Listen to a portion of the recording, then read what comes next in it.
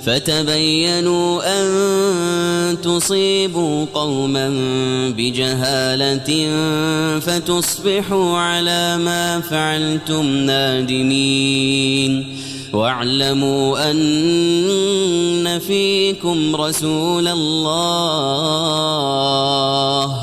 لو يطيعكم في كثير من الأمر لعنتم ولكن الله حبب إليكم الإيمان وزينه في قلوبكم وكره إليكم الكفر والفسوق والعصيان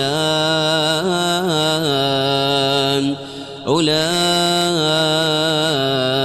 هم الراشدون.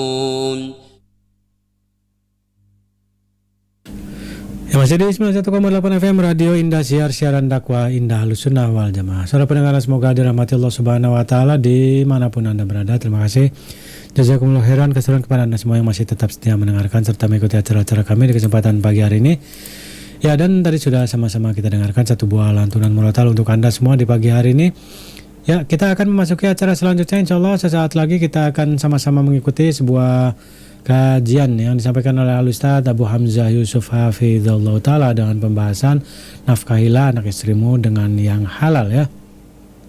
Ya, dan setelah itu kita akan sama-sama mengikuti kajian langsung dari Masjid Abu Bakar As-Siddiq Ma'hadi Aus-Sunnah Cirebon bersama Al-Ustaz Ibrahim As-Sawed Hafizallahu Ta'ala, yaitu kajian kitab Adabul Mufrad. Baiklah, langsung saja kita akan sama-sama dengarkan. Untuk yang akan kita dengarkan langsung atau kali ini adalah Ustaz Abu Hamzah Yusuf Hafizallahu Ta'ala dengan pembahasan nafkahilah anak istrimu dengan yang halal. Ini dari studio kami yang bertugas mengucapkan selamat mendengarkan. Barakallahu fikum.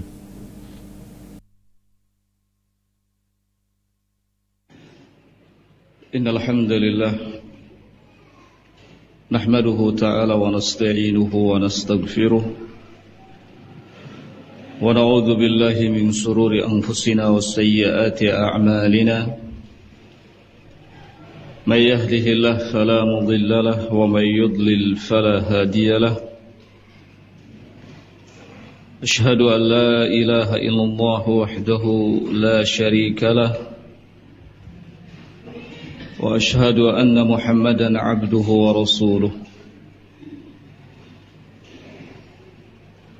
يقول الله سبحانه وتعالى في كتابه الكريم يا أيها الذين آمنوا اتقوا الله حق تقاته ولا تموتن إلا وأنتم مسلمون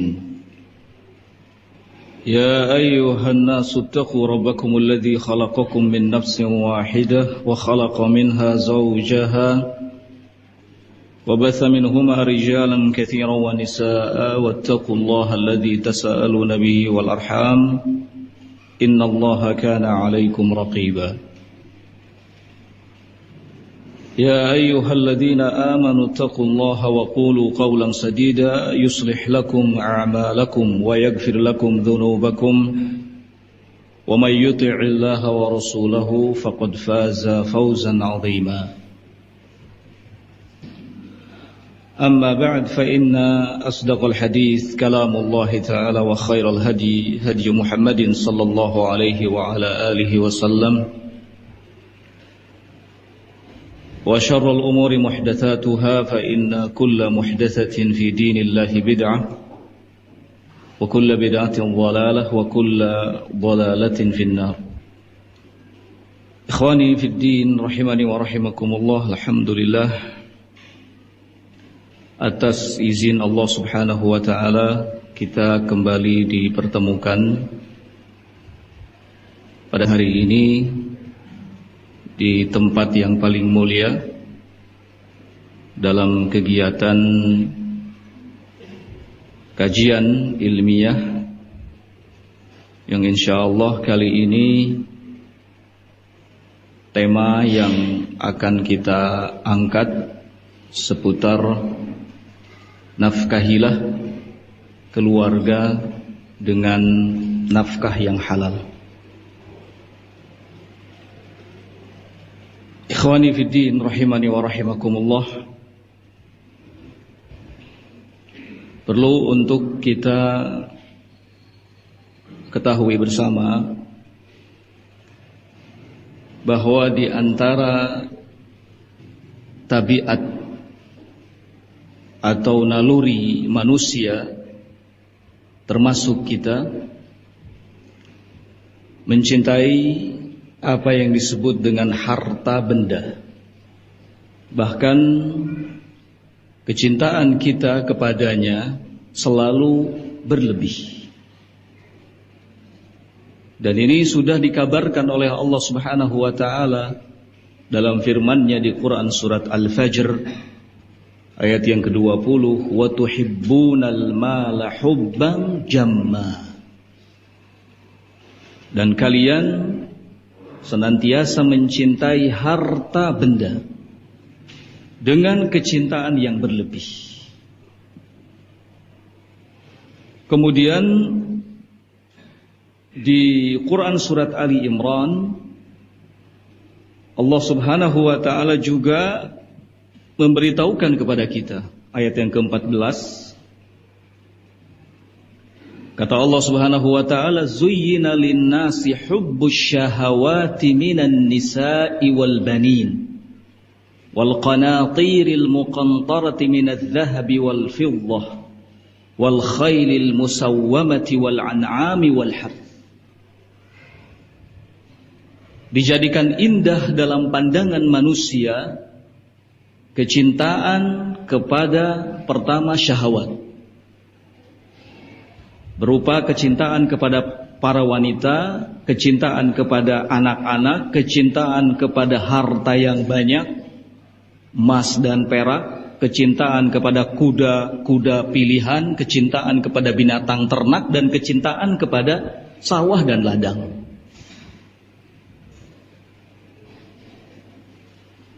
Di dua ayat yang tadi kita sebutkan, jelas Allah Subhanahu wa taala mengabarkan bahwa harta benda adalah sesuatu yang memang secara tabiat, secara naluri kita selalu condong kepadanya. Namun Allah Subhanahu wa taala menjadikan kecintaan kita kepadanya itu ternyata sebagai ujian dan cobaan. Apakah kita akan mendapatkannya dan meraihnya dengan cara yang baik dan halal, ataukah justru kita mendapatkannya, mengupayakannya dan meraihnya dengan cara-cara yang batil yang diharamkan oleh syariat? Jadi menjadi ujian tersendiri bagi kita. Soal adanya kecintaan kita kepada harta adalah hal yang lumrah, tabiat, sesuai dengan naluri. Namun kecintaan itu menjadi ujian tersendiri bagi kita. Ini yang penting untuk kita ketahui. Adalah Nabi sallallahu alaihi wasallam, beliau panutan kita. Beliau contoh yang patut untuk kita ikuti. Beliau sallallahu alaihi wasallam dalam banyak hadis memberikan dorongan, memberikan motivasi agar kita bisa meraih apa yang kita inginkan dari harta benda dengan cara yang baik, cara yang halal. Bahkan sebelumnya Allah Subhanahu wa taala pun memerintahkan kepada kita untuk itu. Allah berfirman, "Ya ayyuhan nas, wahai sekalian manusia, kulu mimma fil ardi halalan thayyiban." Makanlah, ambillah, raihlah, dapatkanlah mimma fil ardi, segala hal apa yang ada di muka bumi ini, halalan thayyiban, yang halal lagi baik. Wala tattabi'u khutuwatis syaitan, dan jangan sekali-kali kalian mengikuti langkah-langkah setan. Innahu lakum aduwwum mubin, karena sesungguhnya setan itu musuh yang nyata bagi kalian. Di surat Al-Baqarah ayat 168. Di ayat yang lain Allah Subhanahu wa taala berfirman, "Kulu mimma razaqakumullah halalan thayyiban." Makanlah, konsumsilah, raihlah, ambillah apa yang telah Allah rezekikan kepada kalian, halalan thayyiba, yang halal lagi baik. Wattaqullah, dan bertakwalah kepada Allah Subhanahu wa taala, alladzi antum bihi mu'minun, yang kalian beriman kepadanya.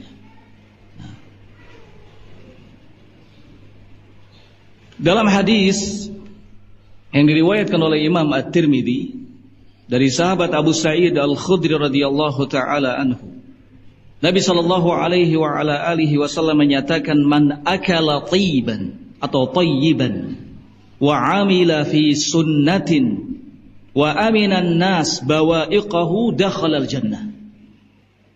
Man akala tayyiban, barang siapa yang mengkonsumsi makanan yang baik, makanan yang halal, wa amila fi sunnah, dan beramal dalam sunnah, dan manusia terjaga dari gangguan-gangguannya, dakhalal jannah, maka dia akan mendapatkan jaminan masuk ke dalam surga.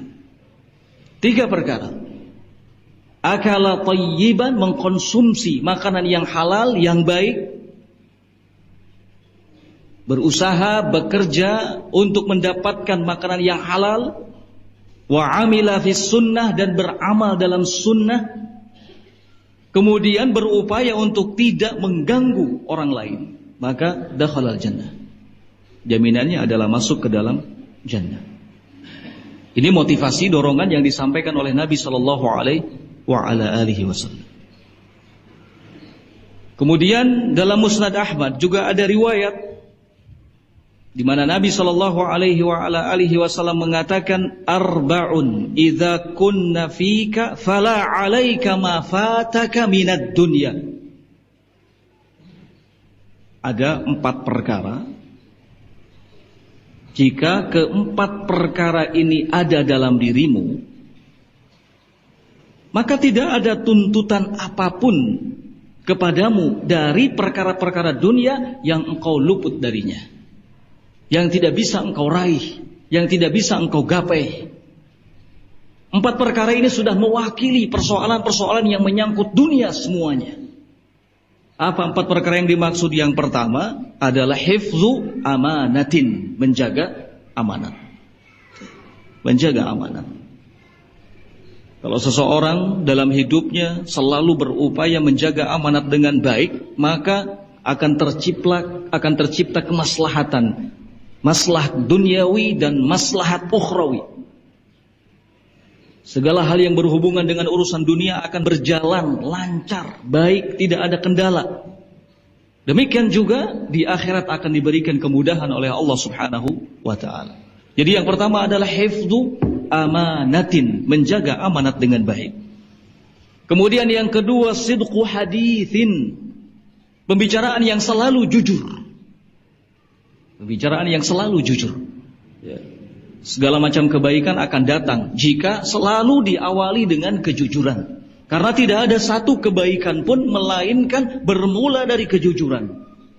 Oleh karena itu Nabi SAW dulu mengatakan, "Alaikum bisidqi fa inna sidqa yahdi ilal bir." Hendaknya kalian jujur, karena sesungguhnya kejujuran ini akan mengantarkan kalian kepada kebajikan. Jadi kunci membuka segala macam kebajikan adalah jujur. Kalau kita berupaya untuk selalu jujur dalam kehidupan ini, maka segala macam bentuk kebaikan akan kita raih. Bukan saja kebaikan dunia, akan tetapi juga kebaikan di akhirat. Ini yang kedua. Yang ketiga adalah husnu khaliqatin, akhlak yang baik. Dan yang keempat, iffatun fi tu'matin, selalu menjaga, ya, selalu menjaga kesucian, kebaikan fi tu'matin, dalam segala hal yang dikonsumsi. Yang keempat ini yang ada hubungannya dengan pembahasan kita. Berusaha sekuat tenaga untuk betul-betul tidak mengkonsumsi kecuali makanan-makanan yang halal. Berusaha sekuat tenaga untuk tidak mendapatkan harta kecuali dengan cara yang halal, dengan cara yang baik. Ikhwani fiddin rahimani wa rahimakumullah. Dulu Nabi sallallahu alaihi wasallam berkata kepada sahabat Sa'ad bin Abi Waqqas. Kata beliau sallallahu alaihi wasallam, "Ya Sa'ad, wahai Sa'ad, atib mat'amaka." Perbaikilah kualitas makanan yang engkau konsumsi. Perbaikilah kualitas makanan yang engkau konsumsi. Memperbaiki kualitas makanan itu tidak dengan cara selalu mengkonsumsi makanan-makanan yang dari segi harta sangat mahal. Tidak. Memperbaiki kualitas makanan bukan berarti kita harus mencicipi, merasakan berbagai macam jenis makanan. Tidak. Memperbaiki kualitas makanan itu adalah memperbaiki bagaimana keadaan makanan itu. Halal ataukah tidak, dari mana datangnya makanan itu. Selalu mengecek, selalu mencari tahu apakah makanan ini halal ataukah tidak halal. Dari mana datangnya makanan ini? Apakah datang dari usaha yang halal ataukah datang dari usaha yang haram? Kata Nabi SAW kepada Sa'ad bin Abi Waqqas, atib mat'amaka, perbaiki kualitas makanan. Ini pengaruhnya sangat besar dalam kehidupan kita, dalam pribadi kita, dalam urusan dunia kita, apalagi dalam urusan akhirat kita. Tidak semata-mata Nabi SAW menyampaikan pesan yang seperti ini kepada Sa'ad bin Abi Waqqas, melainkan ini hal yang sangat penting, butuh untuk diperhatikan. Jangan sampai ambisi kita, semangat kita hanya sekedar memenuhi isi perut kita dengan makanan sehingga kenyang. Jangan sampai ambisi kita yang penting istri, anak bisa makan dan tidak kelaparan. Tidak cukup sampai di situ. Justru ada hal yang sangat penting. Apa itu? Memperbaiki kualitas makanan yang dikonsumsinya. Atib mat'amaka takun mustajaba da'wati, maka doamu akan diijabah. Lihat, ini atharnya, ini pengaruhnya. Perbaiki kualitas makananmu, mustajab da'wati. Ini akan membuat doamu diijabah.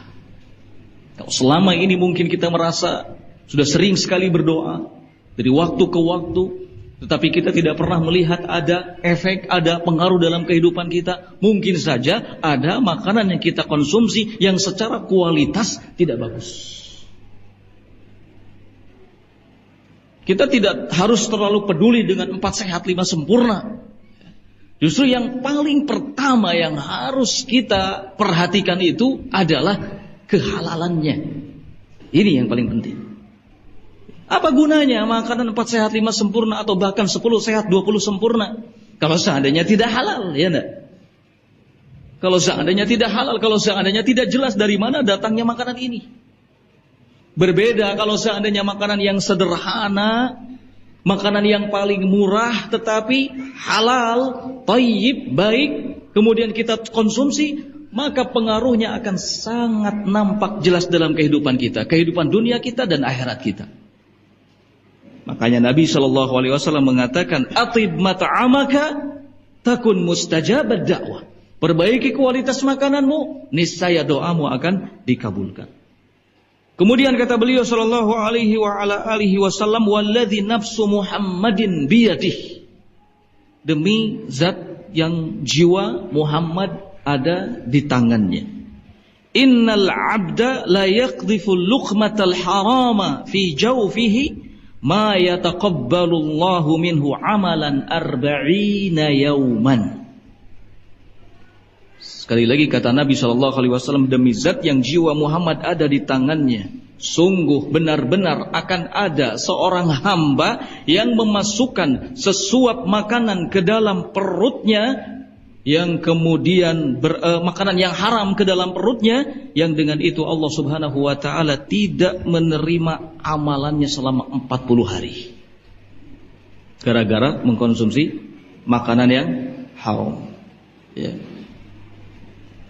Benar-benar ada seorang hamba yang memasukkan sesuap makanan yang haram ke dalam perutnya, yang kemudian dengan itu Allah Subhanahu wa ta'ala tidak menerima amalannya selama 40 yauman, 40 hari. Nah, Padahal cuman sesuap makanan yang haram. Bagaimana kalau seandainya setiap hari mengkonsumsi makanan yang haram dan lebih dari sesuap tentunya. Lalu kata beliau sallallahu alaihi wasallam, wa ayyuma 'abdin nabata lahmuhu min suhtin fannar aula bihi. Siapa saja yang nabata lahmuhu min suhtin, siapa saja yang daging dalam tubuhnya itu tumbuh oleh karena makanan yang haram, fannaru aula bihi, maka neraka menjadi tempat yang paling utama baginya. Neraka menjadi tempat yang paling pantas baginya. Tentu makanan-makanan yang kita konsumsi ini akan menjadi daging, memberi kekuatan dalam tubuh kita. Siapa saja yang daging dalam tubuhnya tumbuh dari makanan yang haram, maka an-nar aula bihi, neraka itu lebih pantas menjadi tempatnya. Wal'iyadzu billah. Nah. Khawana fiddin rahimani wa rahimakumullah. Banyak sekali riwayat di mana Nabi sallallahu alaihi wasallam memberikan motivasi kepada kita untuk mengkonsumsi makanan-makanan yang halal dan untuk mengupayakan makanan dari cara yang halal. Bekerja dengan pekerjaan yang halal, yang thayyib. Seperti dalam hadis Bukhari disebutkan, kata beliau sallallahu alaihi wasallam, ma akala ahadun ta'aman khairan qad min an ya'kula min amali yadihi. Wa inna nabiyallah Daud alaihi salam kana ya'kul min amali yadihi.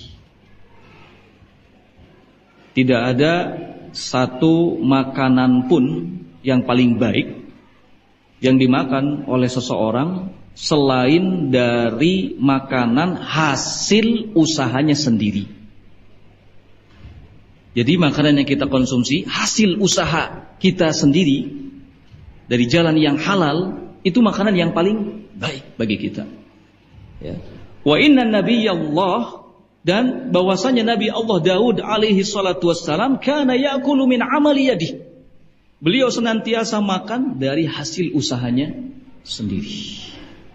Dulu Nabi Daud alaihi salatu wassalam, sebagaimana disebutkan dalam tarikh, seorang haddad, tukang besi, tukang membuat baju dari besi yang digunakan untuk perang. Dan Nabi Daud alaihi salatu wassalam seorang nabi yang memiliki banyak keutamaan. Salah satunya adalah memiliki suara yang bagus, suara yang lantang. Allah Subhanahu wa taala memerintahkan kepada kita untuk mengingat perjalanan kisah hidup Nabi Daud alaihi salatu wassalam. Wadhkur 'abdana Daud innahu wadhkur 'abdana Daud dzal aidi innahu awwab. Wadhkur 'abdana, ingatlah oleh kalian 'abdana, hamba kami. Siapa? Daud. Dzal aidi innahu awwab. Yang memiliki kekuatan. Dan ia, Daud, adalah seorang yang senantiasa kembali kepada kami. Nah, jadi para anbiya, mereka bekerja. Para anbiya dulu mereka berusaha. Bahkan Nabi kita Muhammad sallallahu alaihi wasallam pun seorang pedagang. Seorang pedagang, berusaha, bekerja. Nah, ini contoh, ini panutan yang patut untuk kita tiru, yang patut untuk kita ikuti. Nah, tidak ada rasa malu, ya, sungkan. Nah, dan yang terpenting dalam sebuah pekerjaan itu adalah halal, bukan bagaimana pekerjaan tersebut. Apa yang kita upayakan dengan tangan kita sendiri, itu adalah hal yang terbaik bagi kita. Nah, bahkan Nabi Shallallahu Alaihi Wasallam mengatakan bahwa salah seorang di antara kalian membawa tali pergi ke gunung, kemudian mengikat kayu, lalu pulang dan menjualnya, maka ini jauh lebih baik baginya daripada dia harus meminta kepada manusia, ya, baik diberi ataupun tidak. Nah, jadi yang paling penting adalah ada upaya, ya, dari kita untuk mendapatkan pekerjaan, mencari pekerjaan, menafkahi keluarga, menafkahi anak dan istri dari jalan yang halal. Ikhwani fiddin rahimani wa rahimakumullah. Para salaf kita, para sahabat ridwanullah alaihim ajmain, mereka dalam hal ini sungguh telah memberikan contoh yang baik bagi kita. Mereka betul-betul wara', mereka betul-betul hati-hati. Seperti sahabat Abu Bakar As-Siddiq radhiyallahu taala anhu. Dulu ada budak, ya, seorang budak atau budaknya datang membawa makanan. Kemudian beliau radhiyallahu taala anhu mencicipi makanan tersebut. Lalu budak itu berkata kepada sahabat Abu Bakar, "Atadri ma huwa?" Apakah engkau tahu dari mana makanan itu berasal? Lalu kata si budak ini, dulu waktu aku jahiliyah, aku seorang yang biasa membantu orang lain melalui ilmu perdukunan. Kemudian ada seorang laki-laki yang menjadi pasienku. Ketika aku bertemu dengannya, ia kemudian memberikan sesuatu dari makanan yang kau makan. Mendengar itu, maka sahabat Abu Bakar As-Siddiq radhiyallahu taala anhu kemudian memasukkan jari telunjuknya ke dalam mulutnya, berupaya agar muntah, agar makanan yang telah dimakannya tadi keluar kembali. Ini sahabat Abu Bakar, luar biasa.